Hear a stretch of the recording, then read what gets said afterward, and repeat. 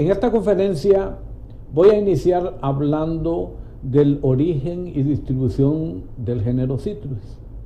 Esto, desde el punto de vista de manejo de plagas, es importante para que podamos entender lo que tenemos en relación a las plagas. Luego voy a hablar de las características biológicas de las plantas del género Citrus y voy a terminar describiendo los principales insectos que observamos asociados al limón persa y cómo podemos manejarlo. El objetivo de esta conferencia es aprender a reconocer las especies de importancia económica asociadas al limón persa y cómo las manejamos. Antes de continuar, quisiera recordarles, las plagas o los insectos que llamamos plagas no son un castigo divino ni obra de la casualidad. Simplemente son parte del sistema y por lo tanto tenemos que aprender cómo estas especies están asociadas al cultivo que pretendemos manejar y de esa manera podremos manejarlas mejor. El género Citrus, en el cual están incluidos las naranjas, toronjas, limones, etc., es originario del sureste asiático, pero a través de la historia se ha diseminado en todas las zonas tropicales y subtropicales del mundo, como pueden ver en ese mapa, en las áreas coloreadas con anaranjado. El género Citrus está clasificado en la familia de las rutáceas. Esto es importante porque algunas de las especies en esta familia podrían ser hospederos alternos para algunas de las plagas que vamos a ver. En nuestro ambiente encontramos dos plantas de la misma familia que son relativamente comunes: el matasano, el Casimiroa edulis, y la limonaria, como pueden ver ustedes en esta fotografía, que es muy utilizada para setos. Estas plantas, por ser árboles, o sea, plantas perennes, generalmente tienen menos problemas de plaga que los cultivos anuales. Y esto tiene que ver con un sistema de defensa química bastante complejo, que en el caso de las rutáceas, la principal línea de defensa son productos conocidos como cumarinoides. La cumarina es un producto que en medicina se utiliza para prevenir problemas de coagulación de la sangre. Aquella gente que tiene problemas de coágulos generalmente le recetan productos a base de cumarina o algún análogo. Pero también en control de plagas, estos productos se utilizan para control de ratas. La mayoría de los raticidas tienen productos anticoagulantes basados en la química de la cumarina.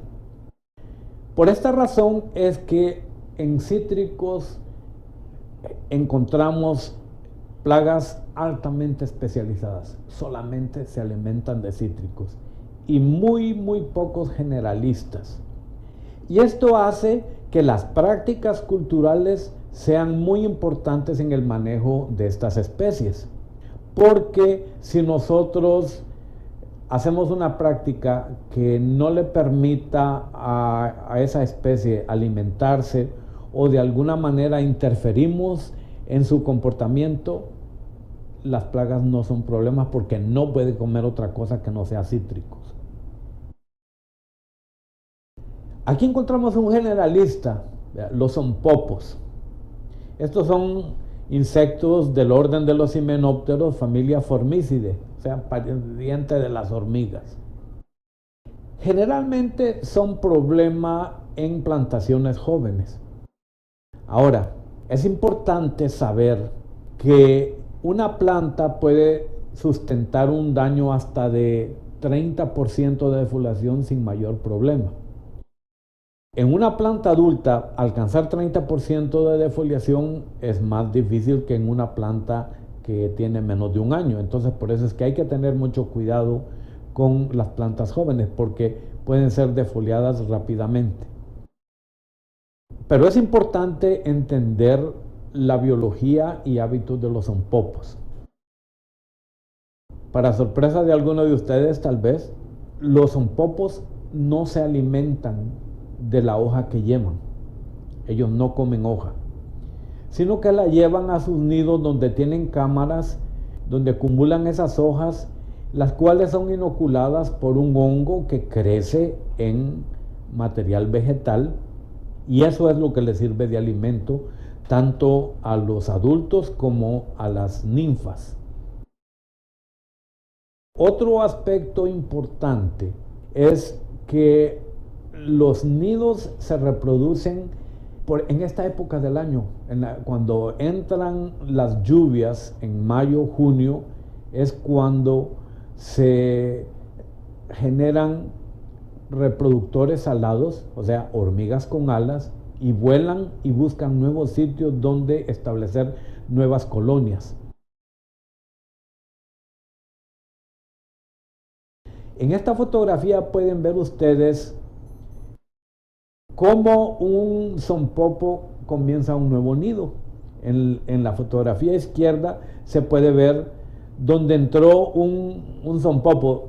Esto fue en una propiedad que tengo en Ocotepeque, y yo estaba allí el día que volaron los zompopos y pude tomar estas fotos. Y sacamos con un palín saqué el suelo donde se había hecho el agujero, donde se había enterrado el zompopo, y pude sacarlo. Si podemos llegar a estos nidos dentro del primer mes, después que han volado los zompopos, con una pala podemos destruirlos, y hasta ahí llegó ese nido.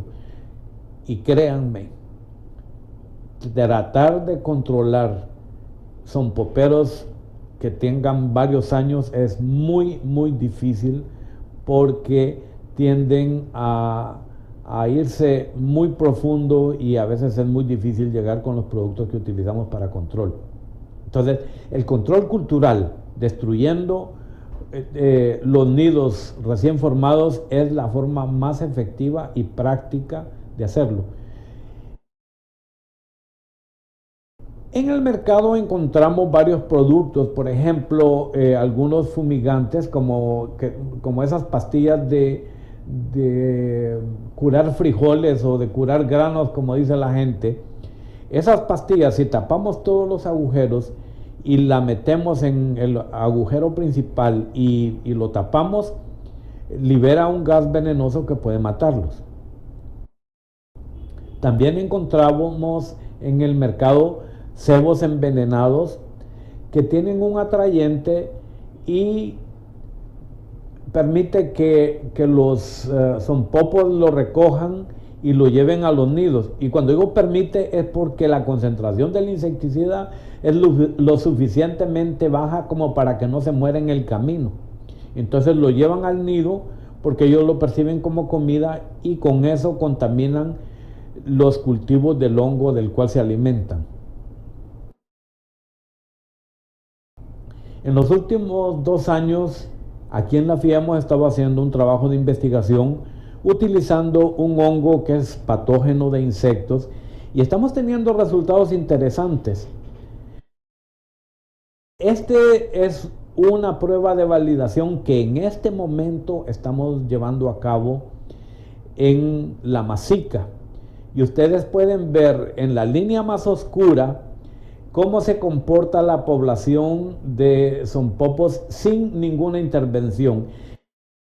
Y las 2 líneas más claras es cómo se comporta la población con el insecticida comercial. En este caso estamos utilizando trompa, que tiene abamectina como ingrediente activo, y el metarrhizium. Y ustedes pueden ver que ambos se comportan en forma similar. Estos son los datos actualizados hasta el 27 de abril recién pasado. O sea, tenemos potencial, un buen potencial en este producto, y lo más importante es un producto de origen biológico. El metarrhizium es un habitante natural del suelo y no es tóxico para humanos.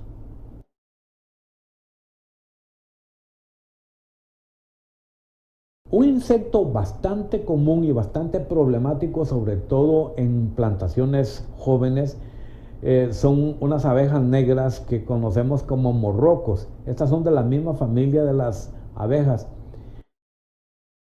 Son de color oscuro y cuando las vemos al microscopio son peludas o se ven como peludas. Y estos animales son relativamente comunes. En el país se han reportado 3 especies de comején.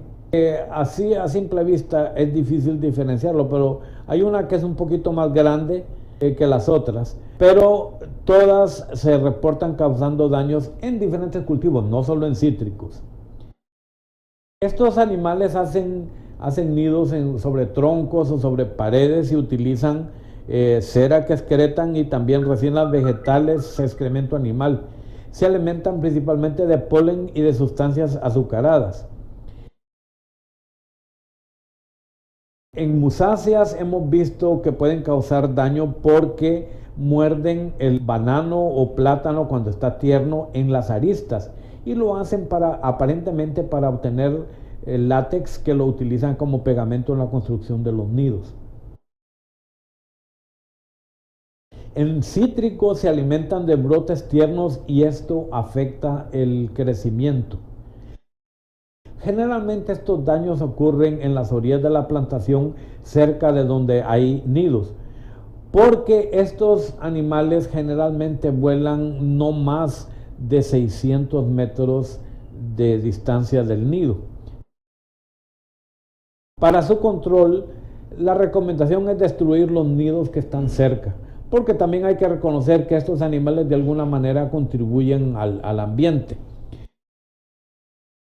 Generalmente, para ubicar los nidos, se agarra una abeja y se marca de alguna manera. Yo conozco un caso de alguien en Costa Rica que agarraba 1 o 2 abejas y les amarraba una pata, lo cual no es muy fácil que se diga, pero les amarraba un hilo rojo y de esa manera podía seguirlos hasta llegar a los nidos. Ahora, es importante que los nidos sean destruidos totalmente, porque si queda algún resto vuelven a hacer el nido en el mismo lugar y sigue el problema. Un insecto bastante común en nuestro ambiente lo conocemos como escama nieve. Las escamas son insectos chupadores de savia, pero también al chupar inyectan saliva que es tóxica y esto es lo que causa tal vez más problema, causando una debilitación un debilitamiento de los árboles y esto consecuentemente reduce la producción y causa que las ramas se agrieten y por allí entran patógenos que vienen a causar más problemas. El nombre de escama nieve viene por los machos que son muy visibles. Ustedes pueden ver aquí cómo se ve un macho, es más pequeño que la hembra. Las hembras generalmente pasan desapercibidas porque son más o menos del color de la corteza de las ramas y por eso no se pueden apreciar bien. Ustedes pueden ver en esta rama, se ven los manchones blancos, pero son de machos y posiblemente aquí puedo ver una hembra y posiblemente hayan más, pero son difíciles de ver porque son más o menos del mismo color de la rama. Las escamas en general son más problemáticas en la época seca y esto tiene que ver con que el golpe de las gotas de lluvia ayuda a desprender algunos insectos y también el salpique permite que haya una mejor diseminación de enfermedades causadas por hongos, bacterias y virus. Entonces, cuando tenemos el problema, lo primero que vamos a observar es la presencia de la última muda de los machos, o sea, esa manchita blanca. Y como les digo, esto sucede generalmente en la época seca. Una práctica muy común es aplicar aceite agrícola. Este aceite agrícola lo que hace es que cubre el insecto y no le permite respirar.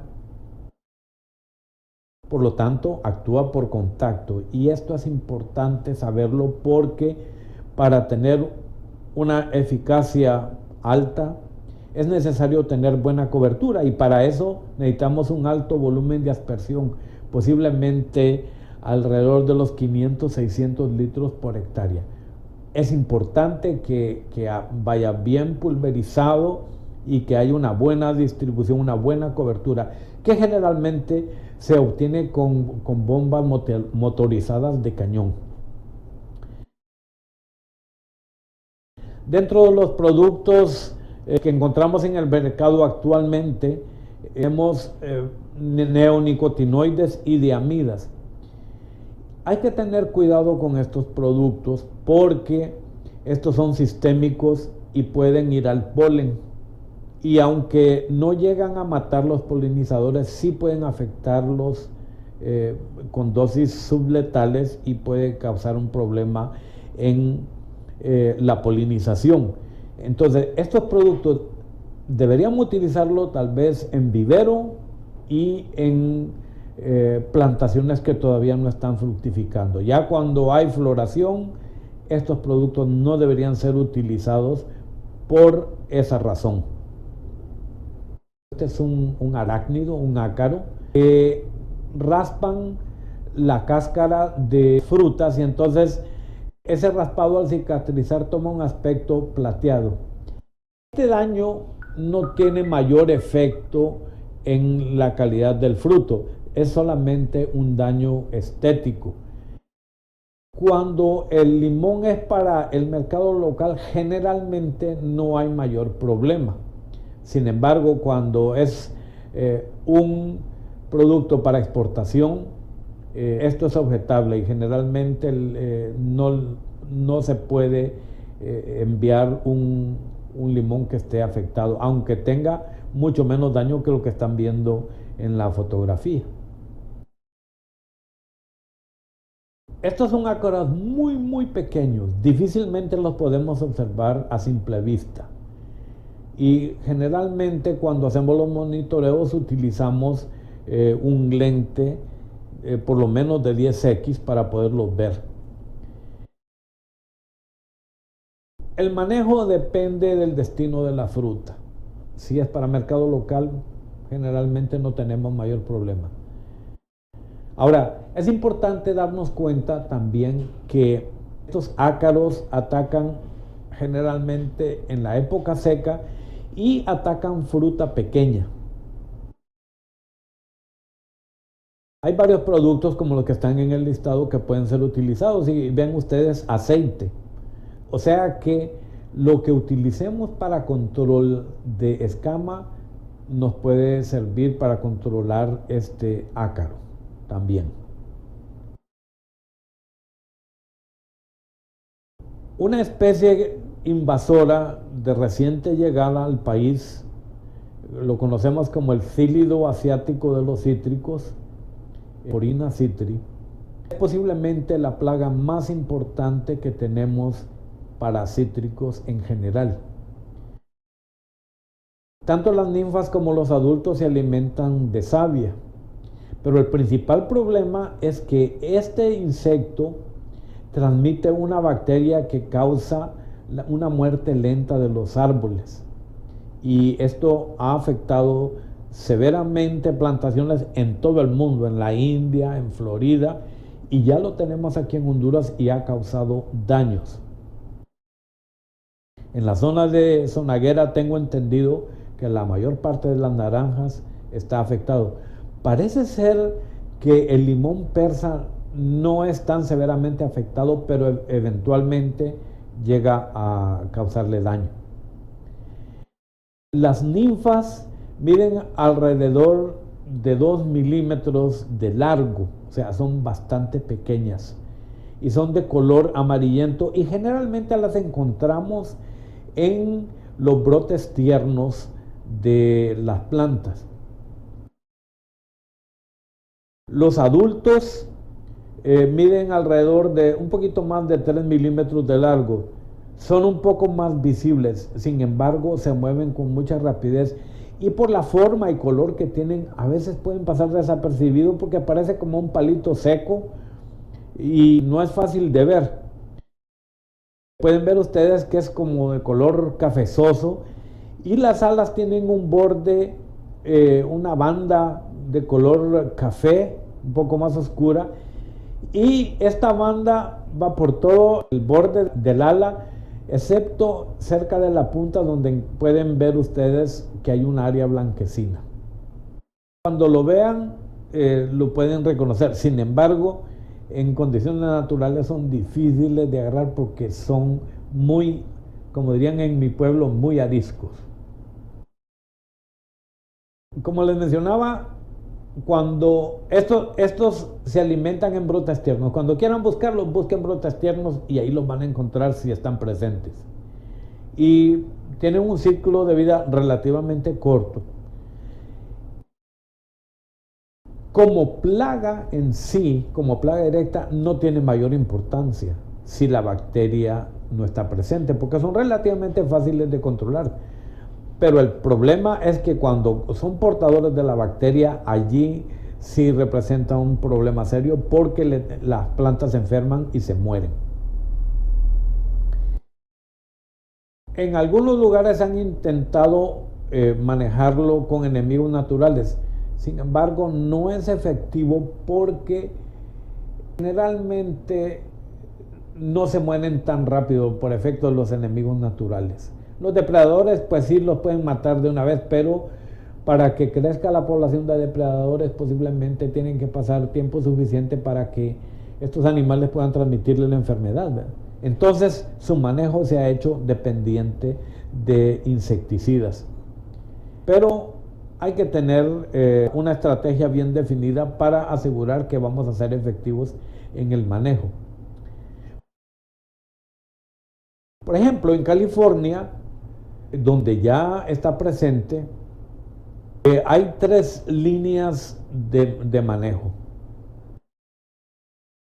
Primero, la detección temprana y eliminación de árboles enfermos. Han desarrollado ciertas tácticas para poderlas detectar. Una de ellas es con perros. Por alguna razón, los perros pueden detectar ciertos olores y parece que funciona bastante bien. Y también han desarrollado aparatos portátiles que pueden detectar la presencia de la bacteria. Al detectar la enfermedad, el árbol es eliminado de inmediato. Un problema con esto son los árboles de patio, porque nadie quiere que le toquen una planta y pueden ser reservorios tanto del insecto como de la enfermedad. El otro aspecto incluido es la resiembra con plantas sanas certificadas. En Honduras ya tenemos un vivero certificado en Casa de Maya, con árboles madres protegidos por Maya. Todo esto con el apoyo de Taiwán. Y la tercera táctica es control regional del vector, o sea, todos los productores de una área están agrupados y todos trabajan juntos. Y esto es quizá el factor más importante en el éxito del manejo de este vector. Porque si alguno deja de hacer lo que tiene que hacer, está creando problemas para el resto de los productores. Entonces, todo mundo tiene que jalar parejo.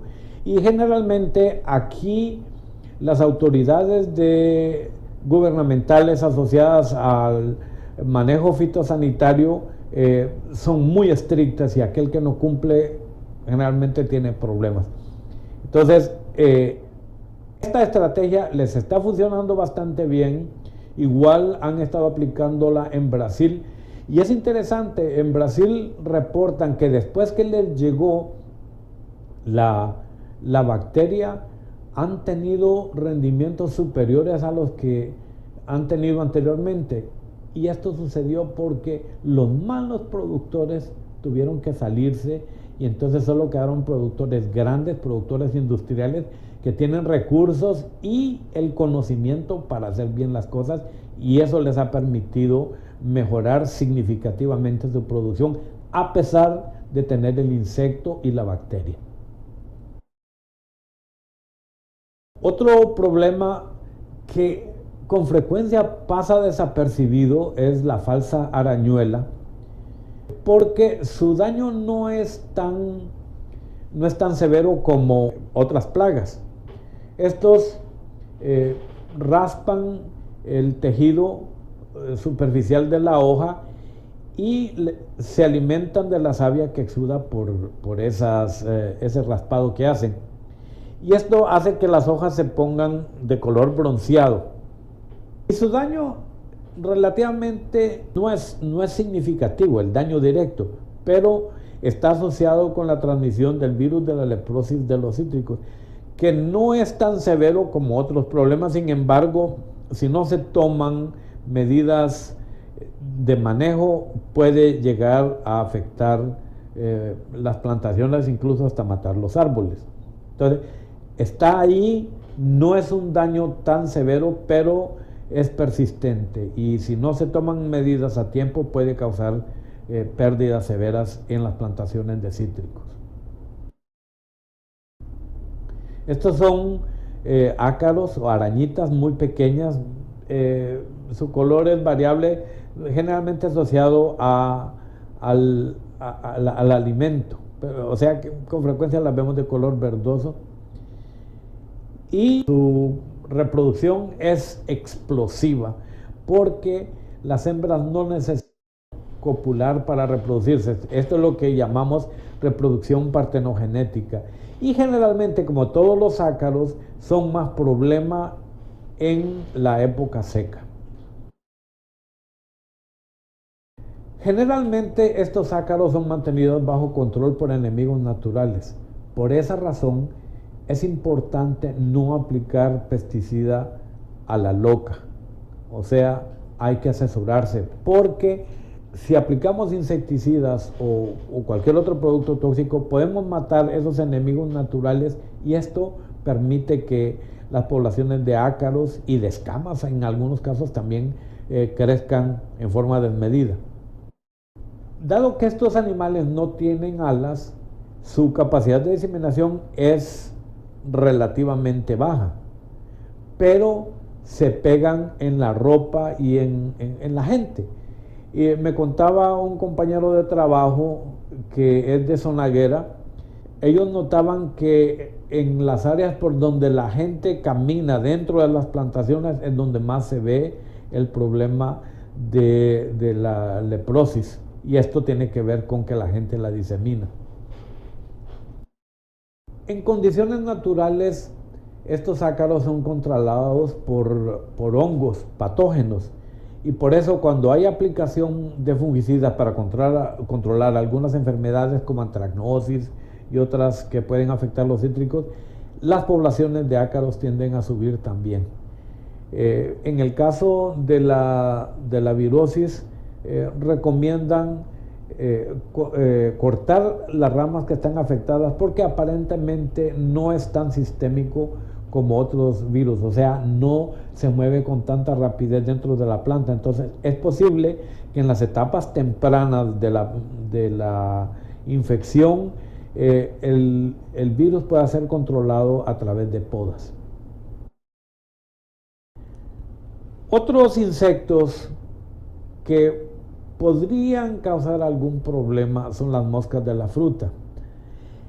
En realidad son más problemas para aquellos que exportan frutas, para que exportan limón, porque estas moscas, principalmente la mosca del Mediterráneo, es un problema cuarentenario, y aunque está presente en algunas partes de Estados Unidos, todavía es altamente objetable.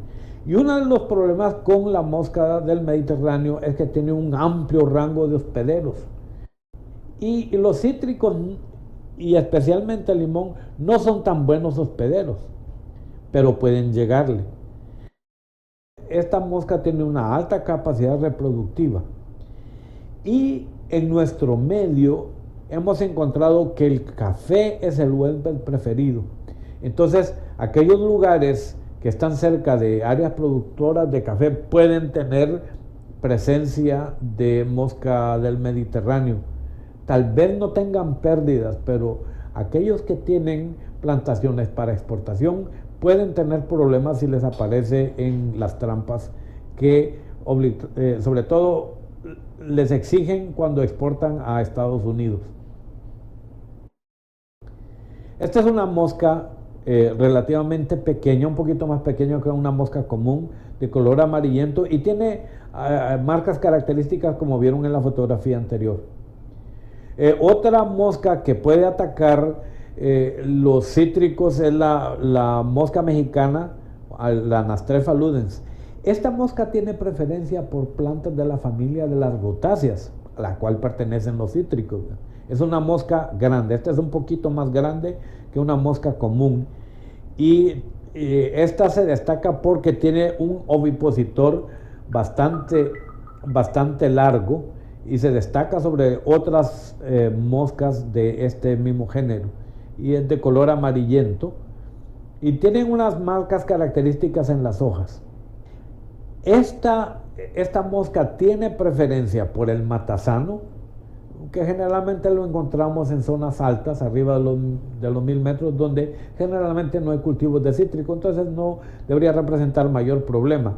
Pero sí le gusta la naranja agria, y entonces cuando tenemos naranja agria, entonces ahí puede reproducirse.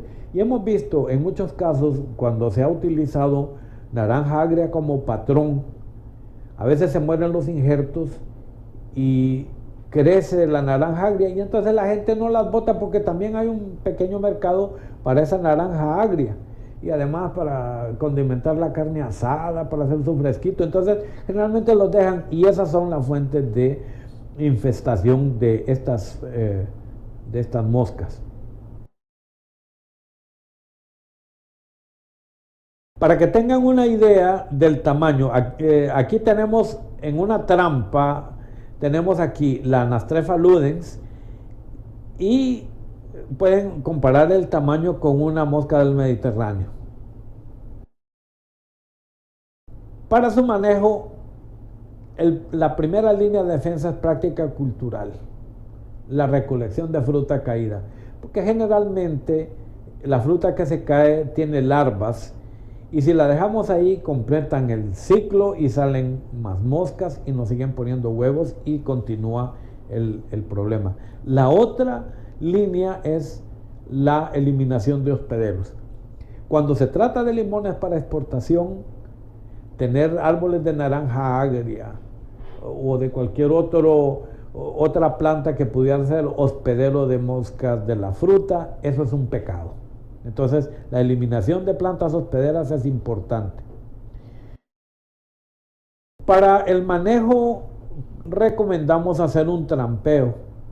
Aquí en la fotografía pueden ver un tipo de trampa que se utiliza actualmente, que es le llaman trampa multilure, pero es una trampa tipo McPhail. Pueden ver ustedes que tienen un agujero en el fondo. Entonces, allí en la bandeja esta con hueco en el centro, ahí va el atrayente que se utiliza para que las moscas lleguen, y generalmente mueren ahogadas, como vieron en la fotografía. Para hacer más eficiente el control, se recomienda utilizar proteína hidrolizada mezclada con el insecticida. Todas las moscas de la fruta y la mayoría de los insectos necesitan consumir una dieta alta en proteína para alcanzar la madurez sexual, o sea, para reproducirse tienen que alimentarse bien. Entonces se han desarrollado algunos productos a base de proteínas que son muy atractivos y los venden comercialmente. Y en los últimos años la empresa DAO desarrolló un producto que se conoce comercialmente como GF120, que tiene espinosal como ingrediente activo y tiene proteína hidrolizada. Aunque el producto parece caro, en realidad A la larga sale barato porque no se hacen aplicaciones generalizadas, sino que aplicaciones en parches. Y como las moscas tienen la capacidad de detectar esa proteína hidrolizada a grandes distancias, entonces las moscas la encuentran y eso hace que mejore la eficiencia en el uso de este insecticida, además de tener una menor exposición a otros organismos que no tienen nada que ver con nuestro problema. Hace algunos años se reportó la llegada al país de la mosca prieta de los cítricos. Esta es una mosca, es un homóptero de la familia Leirodide, la misma familia de las moscas blancas, solo que este es de color oscuro. Y es altamente polífago, se ha reportado en más de 200 especies de plantas de como 15 familias botánicas. Sin embargo, parece preferir los cítricos y de hecho es donde mejor se desarrolla. Sin embargo, yo no he escuchado que haya causado mayor problema en el país. Sé que apareció, pero no oigo que haya mayor problema. Además del color oscuro, otra característica interesante es que pone los huevos en línea, así en forma de espiral, y eso es fácilmente reconocible, al igual que las ninfas, que son de color negro, de color muy oscuro, y al verlas con un lente o verlas en el microscopio podemos ver que tienen como pelos, ¿verdad?, como espinas a los lados, y eso pues permite que las podamos identificar con relativa facilidad. Ocasionalmente encontramos áfidos generalmente asociados a brotes tiernos, pero en limón tengo entendido que no representan mayor problema.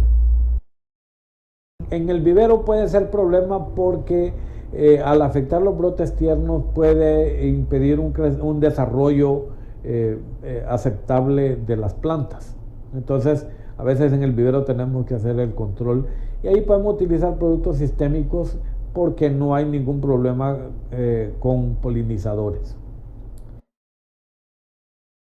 Con toda esta información que tengo, puedo concluir que el limón persa es un cultivo que tiene muy poca presión de plagas. Puedo decir que el problema más serio que enfrentamos actualmente en cítricos en general es la diaforina, por ser el vector de la enfermedad conocida como HLB. Sin embargo, tengo entendido que el limón persa es menos susceptible que la naranja. Sin embargo, sí tiene el potencial de afectarlo y eventualmente causar la muerte de árboles. Quiero terminar agradeciendo su atención y espero que esta información les sirva en sus actividades. Muchas gracias.